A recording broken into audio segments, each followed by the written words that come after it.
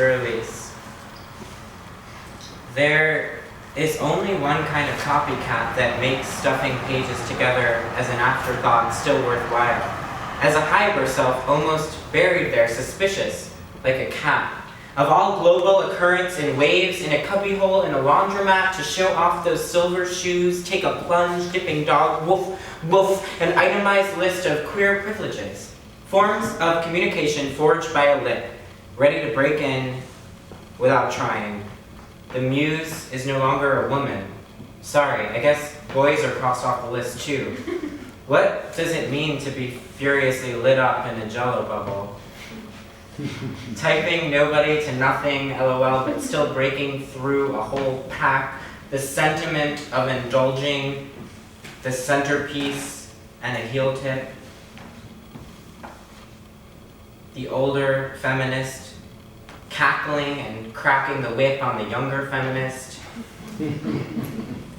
Take my time, dear, my little one, to stuff up stuff wide, plump in your little skin, priming and grooming for the snapshot. Ka-ching! The hipster discourse is the new master discourse. Hyper-alert, giddy, composite voice of well-read contemporary Brooklyn. Gossipy, sometimes giddy. The outwards turns again inside and the steam rises. Pulverize the acumen of the hipster, all-knowing, all-seeing, all around you. The ultimate privilege is a kiss, sealed between you and him on a roundabout Ferris wheel in Cape Cod. Then off the pony. The pony ride we make for ourselves. When making names into stooges, fossil memories rejoice. It's not so much maddening as tiring to have a flash of sudden narcissism interspersed with what is not that. A flickering, tired image of a child star cannot be exhausted. Remember that in the 1970s, child nudity was not thought of in the way that it is now. Getting a rise out of someone was not thought of in the same way. The vicious undercurrent of a false memory pressing against the lid of the culture, making the culture into a giant eyeball, peel the film, and see the ecstasies of being wrong, crawling to the sidebar and writing a treatise on being wronged, a manifesto. Scientology argues for the one-point kill. Find that external point and just aim it at your head. Ka-ching, ka-ching. The infinitesimal stage of having a camera pointed at your first meal. Enjoy gobbling the tutu female skin is the first thing that you wear. Hat, glove, annoyance. Speak of horrors. Ava. There, in the lame night, the peacock dress Martin wears, peeping, pepping, puckering through the blinds, a worship crease in the fold of the dress, grow younger in the attic, peep and press in the attic, the prim and proper privileged seat of the frame, the cushion of the frame, and outraged. Before then, the mirror didn't flicker in quite the same way. He left my lipstick smeared on the shot glass. Of course. He doesn't care to worry about his cough or things like that since the father was always too busy. Morose or purpley prose. White tissue prose. If it's full or bursting with my envy and or gratitude, so be it.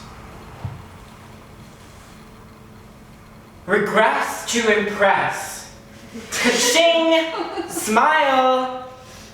There are forms of worship on the table and forms of degradation. I like to be brought to that state of unravel you call kittenish. Purr, meow, ka-ching. Tidy up, do as I say. Tidy up, do as he say. Looky here at my rear. Looky here at my spear. Focus, distill, essence. How to compete with your own voice, sounding like a girl, curling around words in that salacious way. Venom or decorum or both. Isolation is a good sensation. Full mouth is a good sensation. Meltdown is a form of punishment. Timeout is a form of sensation. Play is a form of inactivity. Scholarship is a form of daddiness.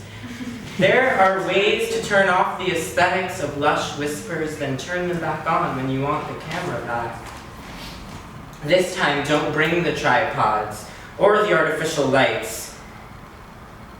It is not decadent to study decadence. I have a million close-ups to give you still. Is it creepy to turn oneself into feed? Is it creepy to turn oneself into feed? Or creepier, to lie agape waiting to be fed by someone else? The heat, all invented and then disappeared, has nothing to do with your little hand pressed always on a crayon in a corner room. It's okay to be weary. Fabricate your way up the ladder, then fabricate your way down. Guess who came knocking at my door? A mystery man, covered in ostrich feathers and lovely odors. He blurred his face and carried a giant grin and rammed into my room and stuck a nozzle in me. "Who are you, tapper, tapping at my door?" He came in through the window. I escaped to the back of the garden. He wore a huge cape like Lord Licorice, and I hid under the covers. Who was this mystery man, gently tapping? Who was he at my bedroom door? I let him in the front door. His face was pixelated and he could not breathe properly. I heard him panting, tapping, gently knocking on my bedroom door. I left the door open for him to come in. I let him unbuckle my belt. I was already jerking off when he came in. I ran to the front porch and sat and smoked a cigarette and smiled at the passerby. He snuck out the back window. I was jerking off and he lifted his mask in order to suck on me, and his teeth smelled awful. They were huge, and he was wheezing, tapping, knocking at my bedroom door. He dug his nails into me, and I dialed for help. I dropped my phone. My phone wasn't on me. He came in the back porch. And when I was jerking off, he grabbed me, and I zoned off. And then I woke up, and then I woke up, and then I woke up, and then he was choking on my cum, and then I woke up, and then I woke up, and then he was gone, and then I woke up, and then I was alone, and then I went to sleep, and then I woke up, and then I went to sleep, and then I dreamed about him. And then I woke up, and then I went to sleep, and then he was gone, and then he was gone, and then he called for help, and then there was none. And then there was none. And then there was none. That's it.